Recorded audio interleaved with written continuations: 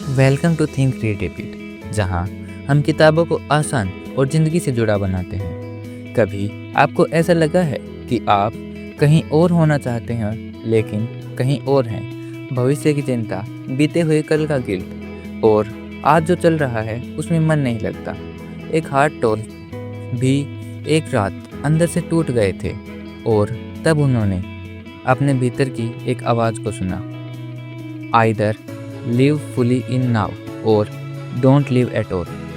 उसी पल से उनकी ज़िंदगी बदल गई और उसी अनुभव से उन्होंने ये किताब निकाली, द पावर ऑफ नाउ।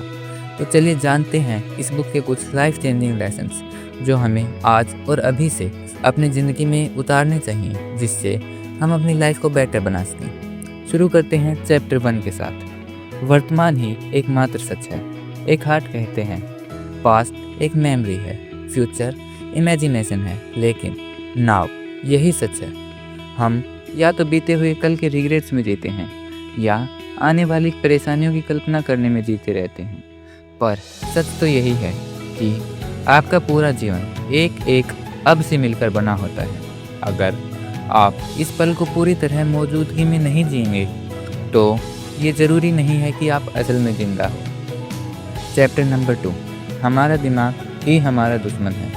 हमको लगता है हमारा दिमाग हमारा दोस्त है, लेकिन सच ये है कि हमारा दिमाग लगातार सोचता रहता है, अब क्या होगा, काश मैंने उस समय ये क्या होता, क्या करूं अब, ये कैसे होगा। ये सोच की साइकिल कभी नहीं रुकती। पर एक हार्ट कहते हैं you are not your mind. आपका माइंड एक टूल है, पर हम उसी के गुलाम बनते जा रहे हैं। जब हम ऑब्जर्वर बनते हैं, हम अपनी सोच को सिर्फ देखते हैं, तभी हम इनर पीस की शुरुआत करते हैं। मतलब आज से ये कोशिश मत करो कि जो दिमाग बोल रहा है वही मैं करूँगा।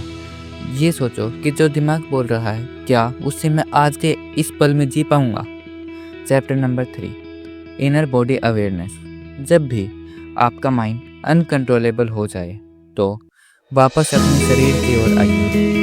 अपनी सांसों पर ध्यान दीजिए। अपने हाथों, पैरों, सीने में बह रही एनर्जी को महसूस कीजिए। यही अवेयरनेस आपको वापस अब में लेके आती है। एक हार्ट कहते हैं इसी को एंटरिंग द बॉडी, जिससे आप बॉडी के अंदर एंटर हो जाते हो और देखते हो कि अपने अंदर अभी क्या चल रहा है और आप हो सकता है पास्ट के गिल्ट या फ्यूचर में आने वाली परेशानियों से कुछ क्षण के लिए बाहर आ जाए।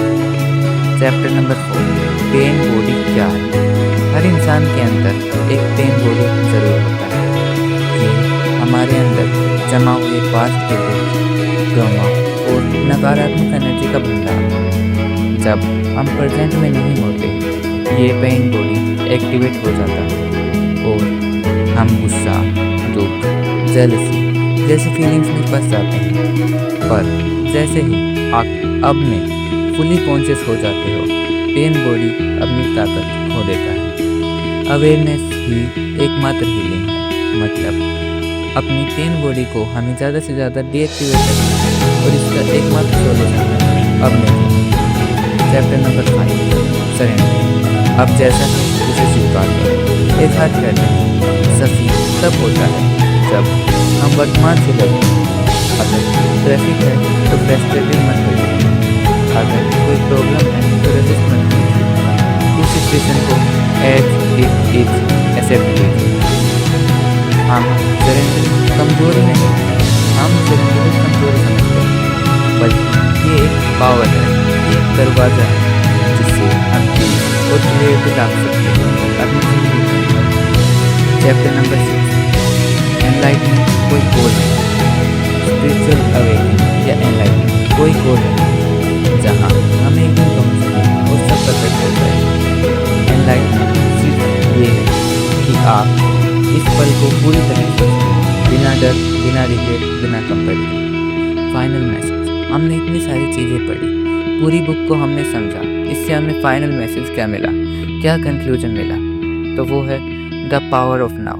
ये बुक आपको कोई नई ज़िंदगी जीने का रास्ता नहीं सिखाती, जहाँ शांति बाहरी चीज़ें नहीं बल्कि भीतर के इस अभी में है। ये हमें सिखाती है कि बाहर की चीज़ों को छोड़ो, जो आपके अंदर है उसे जीना शुरू करो। हर बार जब अपना फ़ोन उठाते हैं या सोचो में खो जाते हैं, एक पॉज लो और खुद से पूछो, क्या मैं अभी इसी पल में जी रहा हूँ? अगर नहीं तो वापस आइए इसी पल में।